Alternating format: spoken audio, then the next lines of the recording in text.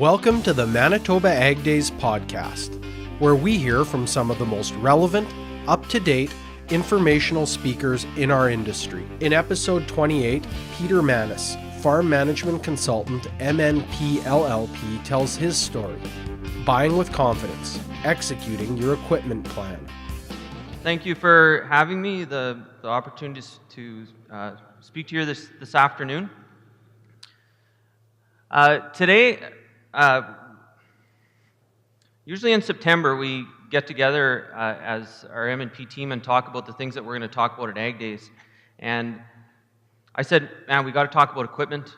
And so we put together this 3-sentence idea about what we're going to talk about. And then between then and now to kind of summarize that all into about 15 minutes of usable information. So obviously, as we can see here in the show that we're at, there's a lot to see. There's a lot of equipment here. It's a big part of agriculture. And so really just trying to narrow that down, give you some ideas that may work for your farm operation. So I'm part of the farm consulting team that Stephanie mentioned. There's a group of about 8 of us in Manitoba that specialize in this area, and we do primarily under the heading of planning, working with farmers, just trying to help them implement their business plan and understand their business better. So I had to make a few changes to my presentation last night. I met with a client and he said, someone introduced me and they said that, Peter, you're going to tell us how to buy new equipment. And he said, he's like, I know Peter. Peter never tells me to buy new equipment. So I had to change my slide around. So I wanted to start with, as we talk about, is we want to be prepared to buy. That sounds awesome, right? We're at Ag Days. There's lots of new things here. We want to be prepared to buy. But the question is, what? What are we going to be prepared to buy? And so I did looked for some information, and one of the things that I found was this trend looking at, as we're all very well aware, the steady rise in farm equipment costs. Now, this is a slide that's out of the U.S., and obviously a big factor in buying equipment in Canada is the exchange rate, but I think that overall the trends are the same. So obviously we're going to have our trends are going to go much more like this, kind of up and down as exchange plays into it, but overall the trend is still going to be up. And so as you can see here is these top 2 lines, or top 3 are really combines and large 4-wheel drive tractors that we've really from 2003, we've seen this increase of about 5% per year of the cost of new equipment. And I'm telling you things that you certainly all are more than well aware of, and the sticker shock that comes along with that. Where this trend is going to go, I don't think is anyone's guess. I think we can continue to expect that those things are going to continue to increase. So since 2003, we've seen really about a 5% increase in cost of new equipment every year. So the questions that we often get associated with this is, what is the cheapest equipment to own or to operate, and should I buy or lease? And I want to talk about both of those things a little bit. The buy or lease question I'm going to wait till the end to answer, and then really talk about kind of this idea of what's the cheapest thing to own.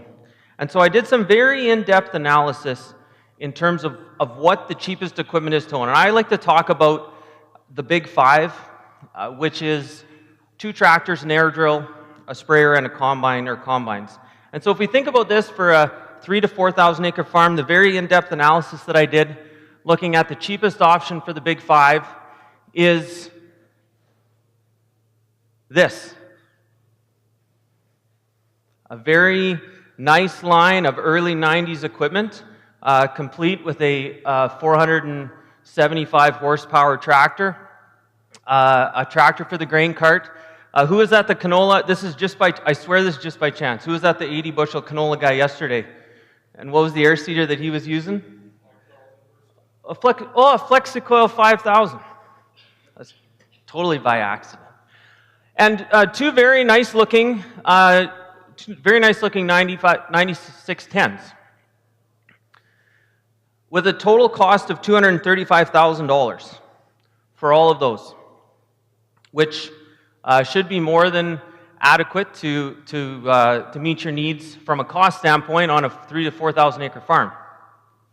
I also did some very in-depth analysis on the most expensive options for the big five. And I tried not to, tried not to pick on any one brand individually, but the most expensive options, shockingly enough, are new equipment.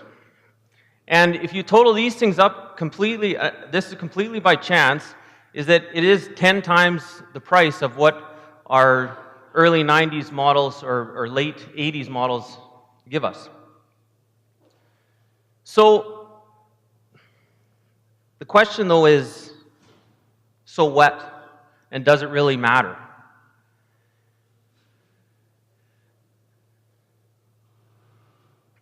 So obviously the cost of buying machines has more to do with than just what the overall value of the equipment is. So what are some of the other decisions that go into whether or not you're going to upgrade your equipment? So what are some things that come into play? What's that? Easy use? Yeah. What else? Reliability? Service? Yep. Good answers. So things that we talked about. Time, whether it's going to save you some time, whether it's reliable, your repair costs, your manpower, whether it's going to give you productivity improvements, how it's going to work if you're looking at increasing your land base. These are all things that come into whether or not you're that buying decision-making process. When we look at M&P, we look at equipment costs, we kind of group them as part of a overall category of labor, power, and machinery. And it's really the cost of getting the job done. So within that also is costs like custom work, fuel, repairs, whether you're renting or leasing, and labor. Those are all kind of all categories that are part of that cost of getting the job done.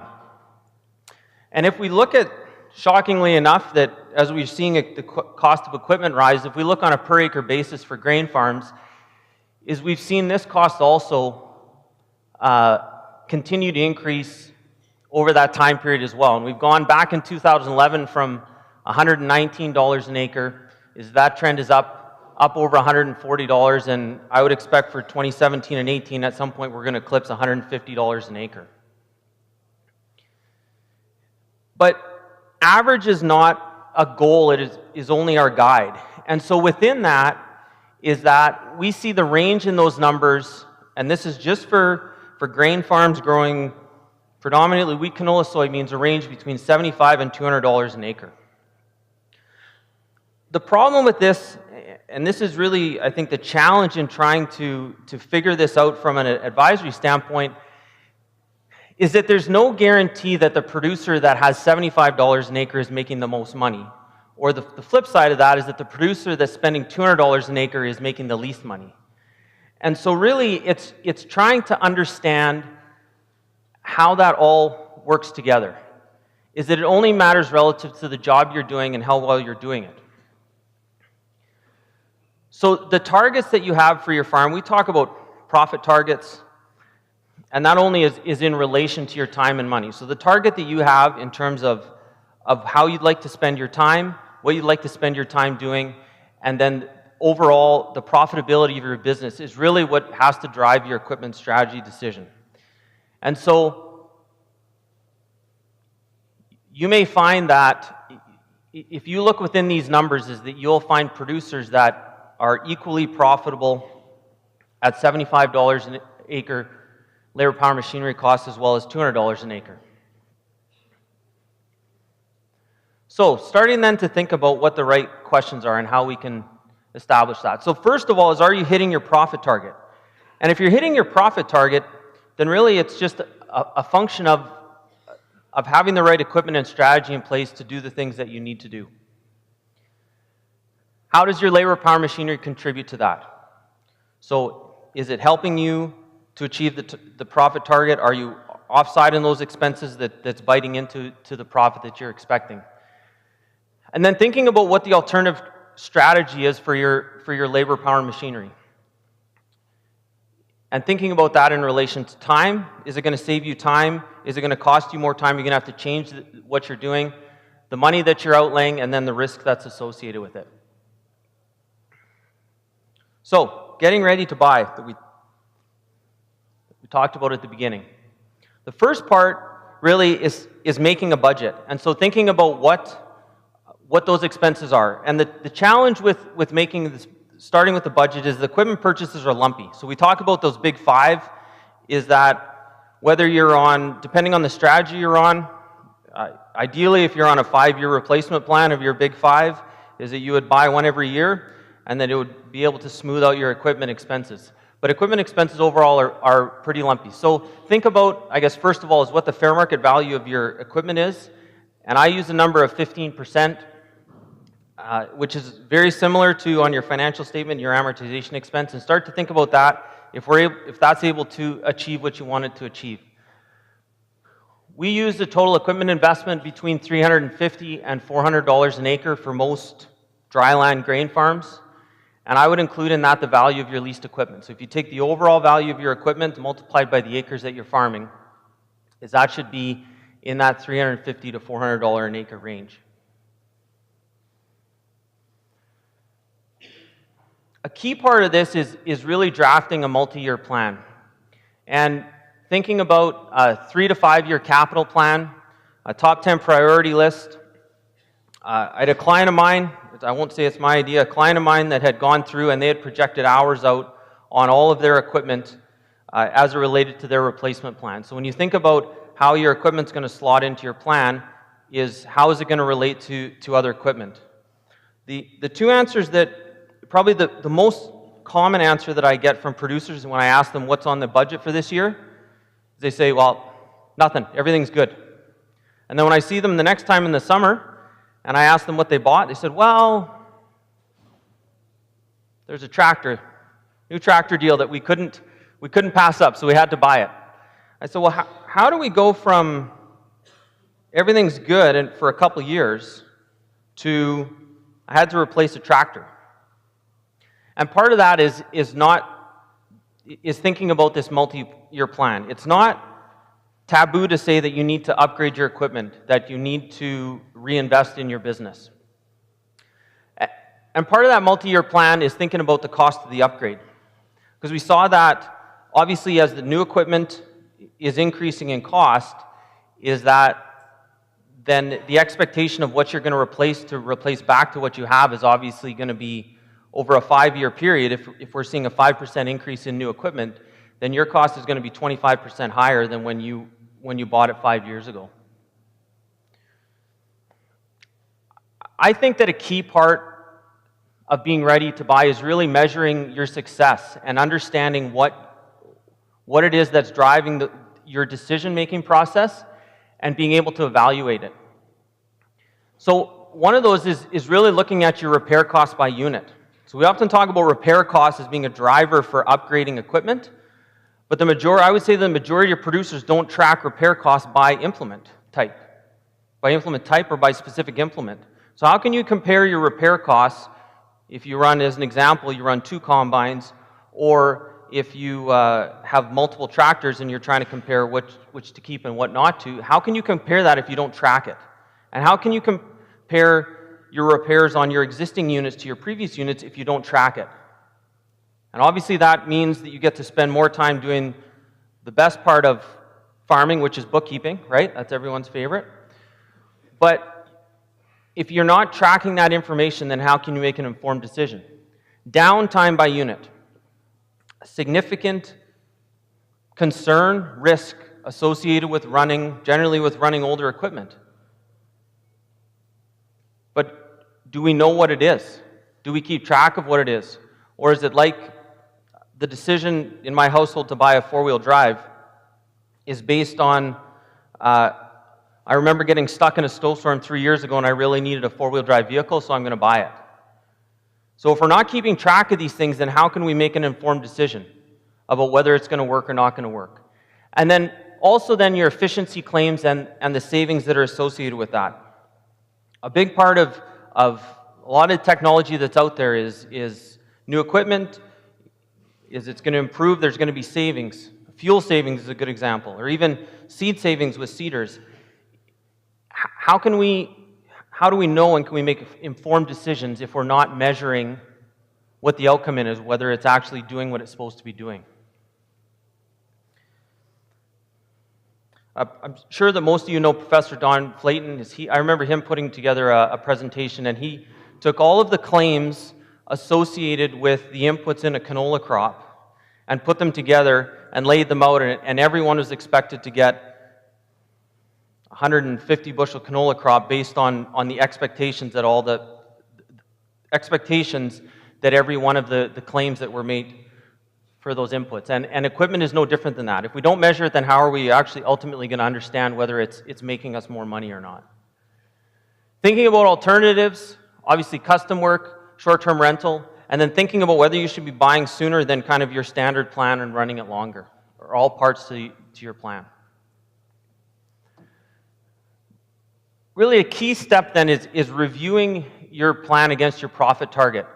You've got to adjust your plan based on your past and future performance. I think one of the challenges, to be honest, right now as we do budgets for farms is that things have been relatively easy.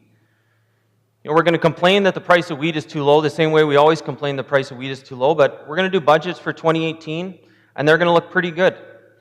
Equipment costs are going to be higher, but overall profitability is again there, and we're going to kind of kick that can down the road another year. So are we prepared to take a really close look at those profit targets and our past performance and then be able to adjust the plan as we go? A key part also is reviewing seasonally. So instead of waiting all the way until we get into December to think about how your seeding worked and what equipment worked and didn't work, is have review your plan seasonally. So in summer, go back and think about what you did in seeding and how your seeding worked and how your equipment worked and what needs to be changed. And ultimately, it's important that you do your plan in pencil, because there's going to be changes. There's going to be, as you go throughout the year, there's going to be priorities or change. If you've got a top 10 list, then there's always going to be things that are going to move up and down on that based on need. So it's important that you're prepared for those changes. So some tips involved. One of the things that I like to do with producers is think about your equity and your debt in one pool, not on a piece-by-piece basis. So one thing or one idea is to think about is the possibility of a revolving equipment loan that you can use kind of as a budgeting tool as well. So pool all of your equipment equity together, and then as you pay it down, then that capital will be available to be re-advanced. So there's pros and cons to that.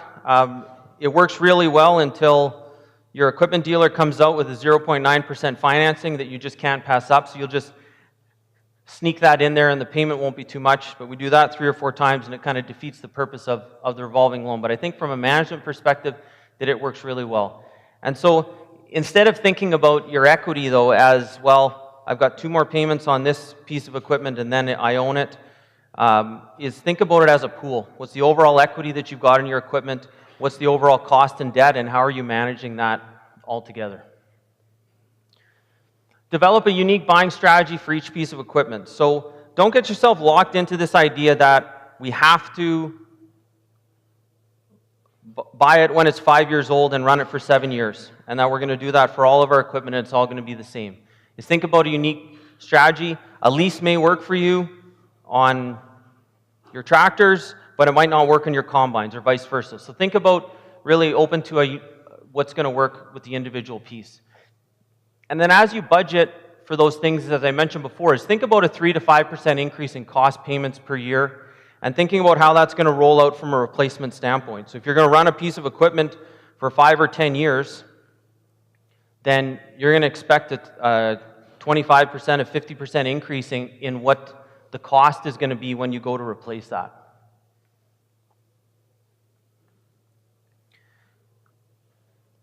Clients always ask me what's the right payments that they should have on an equipment basis. And unfortunately, the answer is always it depends. And a big reason that is because it depends on what else you're buying, what else your strategy is. If you're looking to actively expand your land base, and that includes the purchase of additional farmland, then that's going to play into the overall debt service of your farm operation. I know there's an old adage that we often say is that you've got to own something. So either you've got to own your equipment and rent your land, or you got to own your land and rent your equipment, is that it's difficult to make the cash flow work if you're making significant investment costs on both sides of your business. And don't count on custom work. If you do a lot of custom farming and that's part of your overall strategy, then that's great, and that's a different situation. But if you're going to buy a piece of equipment and say, well, I'm going to buy a bigger combine because I'm sure that there'll be custom work that I can do, is you probably shouldn't count on that to make the payments for you. So as I mentioned at the beginning, as we talk about here at the end, is this lease versus buy, which to me, we often get asked as the first question. The producers call us, hey, how are you doing? I'm going to buy a piece of equipment. I don't know if I should lease or buy it. And the question that I always want to know is how does this fit into your overall plan? Is that in general terms, and I'm not a tax specialist, one of our tax specialists, Matt, talked 2 or 3 years ago about this, and I'm certainly not a tax specialist, but the lease versus buy discussion on equipment especially, because the depreciation rates are pretty high for non-motorized and motorized equipment, is that it really is a decision that's driven by your overall plan. So what's your cash flow, interest rates, debt load, asset use period? Those are all things that go into whether or not it's a good idea to whether you should lease or buy it. And when we think about terms on a 5 or more years, is that the implications are minimal tax-wise one way or the other, whether you're leasing or buying equipment. And the other important thing that I tell producers when they're thinking about this is that if you're looking at a purchase, even a 7-year purchase, versus a 5-year lease with a significant buyout, is that you're looking at 2 completely different amortization schedules for that piece of equipment. I'm not saying that one is right or wrong, but I looked at a equipment lease for a producer, and he essentially it was set up as a 12-year loan on the piece of equipment. So if he's comparing a 12-year loan to a 7-year loan, what do you think the payments? Do you think the payment terms are going to be significantly different on those? Yeah, significantly different, because we're not comparing apples to apples. So that doesn't mean that he shouldn't take the lease, but it just means that he's got to understand that the financing terms are significantly different between those two. And at the end of the day, the lease might make more sense because of all these reasons up here, but but again, you've got to be comparing apples to apples when you're looking at whether you're leasing or buying. So in conclusion, really kind of coming back to those major points is the key, and obviously I do planning for a living, so I think that it's important, but the key is you've got to make a plan. You've got to have a plan and a budget and something to shoot for. Really key to have a multi-year plan. Well, things I didn't talk about before is part of that is just in discussion with the partners in your business, specifically your lender, is being able to talk about things that might be on your plan 3 years from now. It becomes a much easier discussion if you do in fact have the deal, the once-in-a-lifetime deal to purchase equipment, that you're talking about something that's already on the plan even if it's 3 years from now, as opposed to something that looks like it's just coming completely out of the blue. Really measuring your success. Keep track to the best of I shouldn't say the best of your ability, is if we want to make informed decisions about repair costs and the actual cost of ownership, then we've got to be able to track those things individually. Thinking about alternatives, not being locked into the plan that you're in and how it works. And ultimately, the review function, thinking about it against your profitability and thinking about seasonally how it's going to work, and ultimately revise that as you go.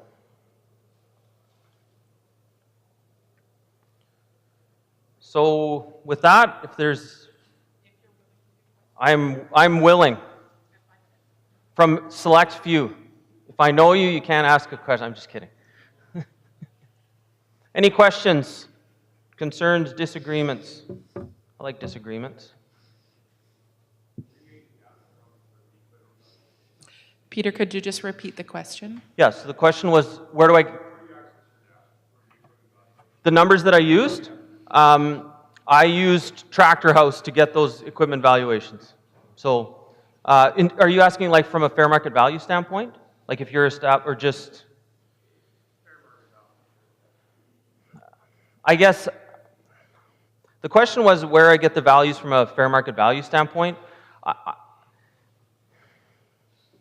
I guess it depends on how detailed you want to be and what your plan is for it, right? So there's a lot of easy places to get it. Ritchie Brothers, if you're looking for auction values, Ritchie Brothers is a pretty easy place. They give me access to be able to get the information. I haven't bought anything from them, so you can get it through there. Tractor House, any of the equipment dealers would be able to have it. If you're just looking for, I always tell producers is go through the list and just give me what your gut feeling and what you think it's worth. And for the most part, from a management standpoint, is that's going to be pretty good idea, because the majority of producers have a reasonable idea of what your equipment's worth and what the value is. Is there any other questions? There's one right here in front. Where? Oh, sorry. Yes.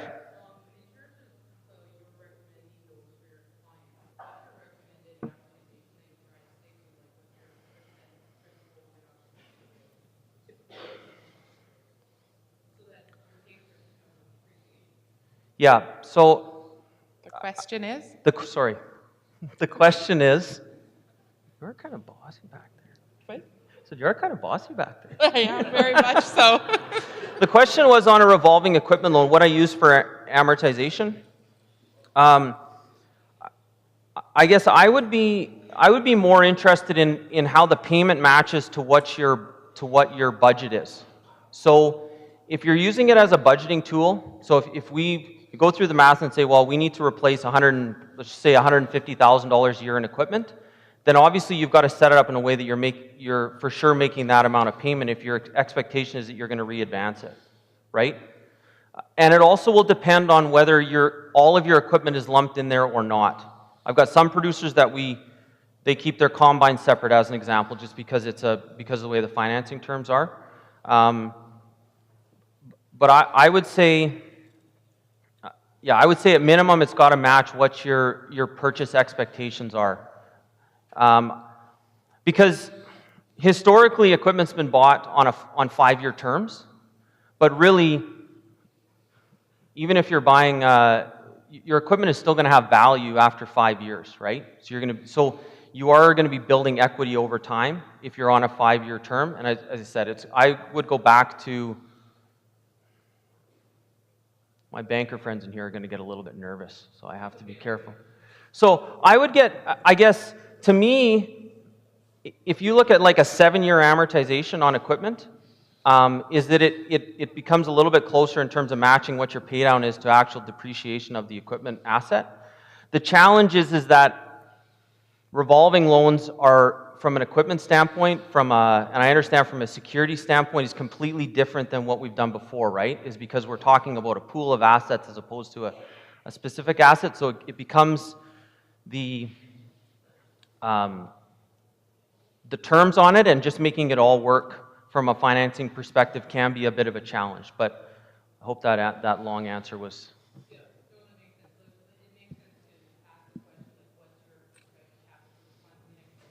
Yes. Yes, absolutely. I think that we're going to have to wrap the questions up for now. I would invite Peter just to stay at the top outside the doors. So if you have a specific question, you can meet him there or at the MNP booth, perhaps.